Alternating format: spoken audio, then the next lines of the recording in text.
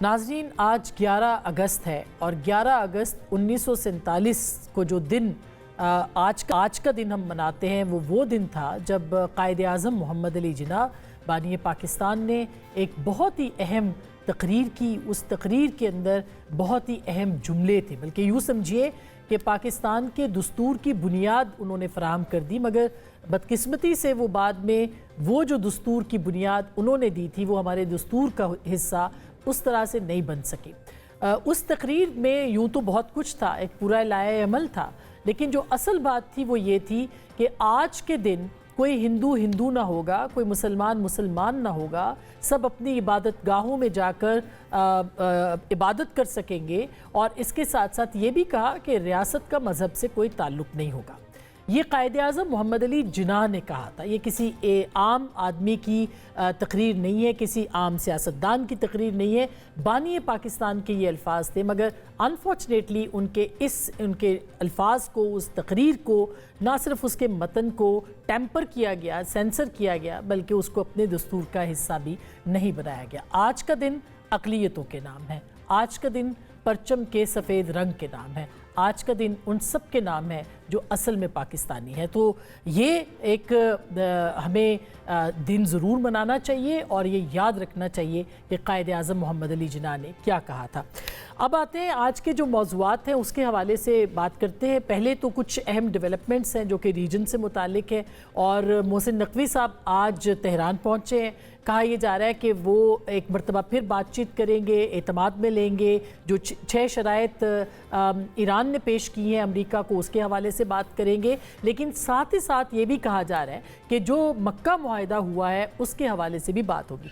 कल इसहाक डार साहब ने इस हवाले से बाकायदा अब्बास अरागची साहब से बातचीत की, यानी उनके साथ उनका टेलीफोनिक रब्ता हुआ। ज़ाहिर है कि वो अपना हुरमुज़ और जो डायलॉग हो रहा है या बातचीत हो रही है अमेरिका के साथ, इसके हवाले से भी बात हुई होगी। और इस बारे में भी कहा जा रहा है कि बात हुई होगी जो कि दोनों वज़राए ख़ारजा के बीच में है। क्या ये मुआहिदा तय पा जाएगा? क्या एक मरतबा फिर पाकिस्तान अमेरिका और ईरान को जो मुज़ाकरात की मेज़ है उसके ऊपर ले आएगा? कहा यह जा रहा है कि एक और मुआहिदा बहुत अनकरीब जो है वो तय पाने की उम्मीद की जा सकती है।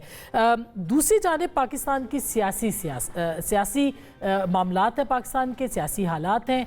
कल से हमने एक गर्मजोशी देखी है, बल्कि पिछले कुछ दिनों से, जब पाकिस्तान तहरीक-ए-इंसाफ ने यह ऐलान कर दिया कि 27 सितंबर को वो अपने एहतजाज का ऐलान करेंगे। इससे पहले बिलावल भुट्टो साहब ने कश्मीर के इंतखाबात के दौरान खुल के बात की, पाकिस्तान मुस्लिम लीग नवाज़ के हवाले से बात की। और अब ये कहा जा रहा है कि कौमी असम्बली के अंदर जो भी लेजिस्लेशन के ऊपर उनकी एक मुफाहमत थी, वो मुफाहमत पाकिस्तान पीपल्स पार्टी ने ख़त्म कर दी है। क्या ये दुरुस्त है, या पाकिस्तान पीपल्स पार्टी और PMLN एक मरतबा फिर करीब आ रहे हैं क्योंकि इलेक्शन गुजर गए? ये भी एक अहम सवाल है, इसके ऊपर भी आज के इस प्रोग्राम में बात करेंगे। लेकिन साथ ही साथ पाकिस्तान तहरीक-ए-इंसाफ का जो लाए अमल है उसमें आज ये भी शामिल किया गया था कि मुलाकात बहनों की अगर इमरान खान साहब से आज नहीं होती तो फिर जो है वो डी चौक हर चौक को बनाया जाएगा।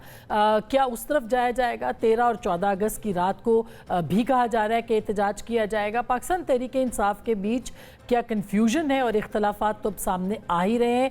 जैसे जैसे 27 सितंबर की तारीख करीब आ रही है या उसका अनाउंसमेंट हुआ है, ये इख्तलाफात भी हमें देखने को मिल रहे हैं। कितना बड़ा पावर शो पाकिस्तान तहरीक-ए-इंसाफ करेगी? क्या ये तशद्दुद के बगैर होगा? किस तरह से हुकूमत उसको रोकेगी? हुकूमत इजाज़त देगी या नहीं देगी? और सबसे अहम हिस्सा तहरीक-ए-तहफ़्फ़ुज़ आइन, क्या वो ऑन बोर्ड है पाकिस्तान तहरीक-ए-इंसाफ के साथ? आज भी मुलाकात हुई है महमूद खान अचकज़ई साहब से, सोहेल आफरीदी साहब की, और कहा यह जा रहा है कि उसके अंदर इस मामले के ऊपर भी बात होगी। कल महमूद अचकज़ई साहब ने अपोजिशन लीडर के तौर पर ख़त भी लिखा है और इलेक्शन कमीशन के हवाले से वज़ीर आज़म को कहा भी है, तैनातियों के हवाले से। सो बहुत सारे मामलात हैं जो कि एक ही वक्त में सामने आ चुके हैं। इन सारे मामलात पे हम बात करेंगे। हमारे प्रोग्राम में मौजूद हैं मुस्तफ़ा नवाज़ खोखर साहब, तहरीक-ए-तहफ़्फ़ुज़ आइन के अहम रहनुमा। बहुत शुक्रिया आपकी तशरीफ़ आवरी का। नफीसा शाह साहिबा, रुकन कौमी असम्बली पाकिस्तान पीपल्स पार्टी, हमारे साथ मौजूद हैं।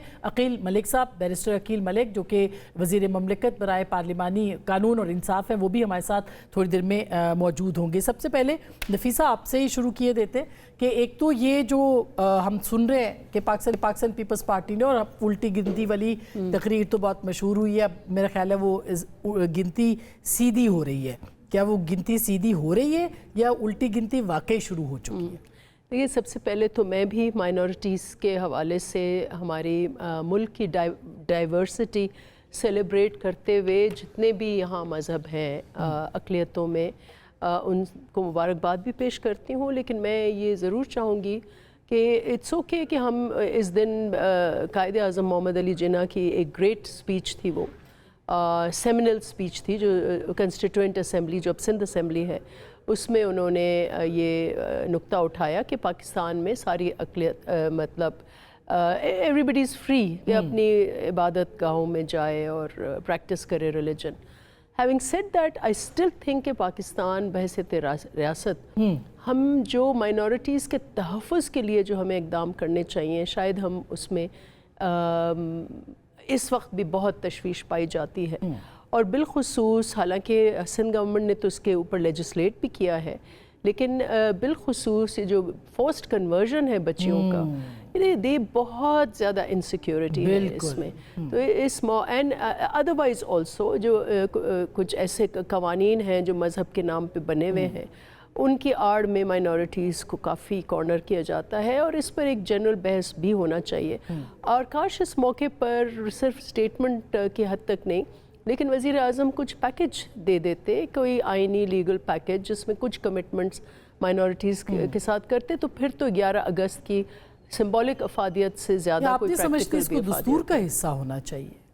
کس کا حصہ ہونا چاہیے؟ آئین کا حصہ ہونا چاہیے۔ اس تقریر کو جو قرارداد مقاصد ہے بالکل ہے، وہ اپنی جگہ پہ اہم ہے، لیکن اس کا بھی حصہ بنایا جا سکتا ہے۔ طریقے سے دیا گیا ہے کہ فریڈم آف پریکٹس ہے آئین میں، اسلام از اے اسٹیٹ ریلیجن، وہ تو ہے، لیکن فریڈم آف پریکٹس ہے، ان دیٹ سینس ہے، وہ تو ہے، لیکن کچھ میننگ فل چینجز جو ہیں وہ ضروری ہیں، اسپیشلی مائنورٹیز کی پروٹیکشن۔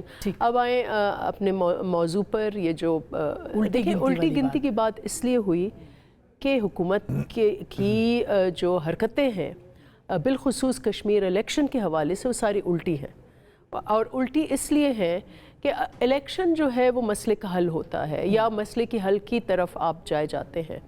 وہاں پر ایک چھوٹا سا ایشو تھا جو وہاں کے جوائنٹ ایکشن کا، ناٹ اے پولیٹیکل پارٹی، ایک گروپ، ایک ڈائیورس گروپ تھا، وہ بیٹھ گئے دھرنے کے اوپر، ان کے بہت سارے مطالبے ہیں، لیکن ایک نقطے پہ آ کے انہوں نے ضد کر دی، وہ 12 سیٹوں کا تھا۔ پیپلز پارٹی نے بجٹ اجلاس میں چیئرمین بلاول بھٹو زرداری نے اس کا ایک مڈل اپروچ دیا، ٹروتھ اینڈ ریکنسیلیشن کی بات کی انہوں نے ضرور، لیکن انہوں نے کہا کہ ان کو ریزرو سیٹس کر دیں، اور میں سمجھتی ہوں اس کے اوپر وہ جو گروپ تھا وہ مان جاتا، لیکن ان کی الٹی حرکتوں کی وجہ سے وہاں ضد ہوئی، اور وہاں جو ہے کافی تناؤ کا ماحول تھا، اور اسی لیے، اور پھر نہ صرف یہ، لیکن جس ماحول میں الیکشن ہوئی، ہمارا یہ نقطہ تھا کہ آپ یہ مسئلے حل کر کے، اختلافات صرف کشمیر الیکشن کے تناظر میں تھے، یہ ادروائز پاکستان پیپلز پارٹی اور نون لیگ کے کوئی اختلافات نہیں؟ یہ صرف کشمیر نہیں ہے، کشمیر جس اپنی شارک کہتے ہیں، جو ہماری فورن پالیسی کا ایک سینٹر ہے، ایک ستون ہے، ہماری ایک پرنسپل پوزیشن ہے کشمیر کے اوپر، اور اسی کشمیر کے ایشو کو لے کر ہمارا جو بھارت کے ساتھ تلخیاں ہیں وہ اسی ایشو پہ ہے۔ ہم ہیومن رائٹس کی بات کرتے ہیں، ہم ان سارے ایشوز کی بات کرتے ہیں، لیکن نون لیگ نے جو وہاں مسئلے بکھیر دیے ہیں، اس لیے ہم الٹی گنتی بات کرتے ہیں۔ آپ کشمیر کے ساتھ کھلواڑ نہیں کر سکتے، اور پھر اس کے بعد جس ماحول میں الیکشن ہوا وہ بھی تناؤ والا ماحول تھا۔ اب آپ مجھے بتائیں کہ پاکستان پورا ملک ایک دن کا الیکشن ہوتا ہے، یہ کتنے فیزز تھے الیکشن، گنے تو صحیح، ابھی بھی پتہ نہیں کتنے فیزز باقی ہیں، باقی ہے، یہ کیسی الیکشن ہوئی ہے؟ تو اس کا مطلب ہے کہ آپ پی ٹی آئی کے قریب آ رہے ہیں۔